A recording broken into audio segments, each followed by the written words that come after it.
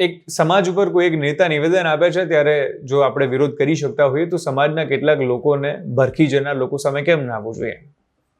એનો મતલબ એવો નથી કે માત્ર સમાજના લોકો માટે જ આગળ આવવું જોઈએ. એનો મતલબ એવો છે કે દરેક સમાજના લોકોએ આગળ આવવું જોઈએ કે આની અંદર જેટલા લોકો મર્યા છે અમારા સમાજના છે, અને જે લોકો અમારા સમાજના નથી એ પણ અમારા જ છે ને.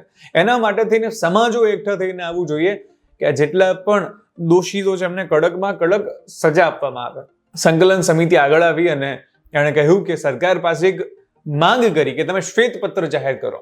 શેનું શ્વેતપત્ર? જેટલા આપણા અકસ્માતો થયા છે, કાંકરિયાની અંદર જે રાઈડ પડી હતી, જે અકસ્માત થયો હતો, એ વડોદરાનો અકસ્માત, મોરબીનો અકસ્માત કહેવું તો ખોટું રહેશે, દુર્ઘટના કહીએ, માનવ સર્જિત દુર્ઘટના કહીએ, હરણીની અંદર જે દુર્ઘટના બની, આ તમામની બાબતમાં શ્વેતપત્ર સરકાર જાહેર કરે. સરકારની અંદર જો હિંમત હોય તો સરકાર જાહેર કરે કે આના જે તમામ આરોપીઓ છે એ ક્યાં છે, શું એમને જામીન મળ્યા છે, નથી મળ્યા, મળ્યા છે તો કેમ મળ્યા છે, અને સરકારે તમામ બાબતોમાં શું સ્ટેન્ડ રાખ્યું છે એના વિશે વાત કરીએ.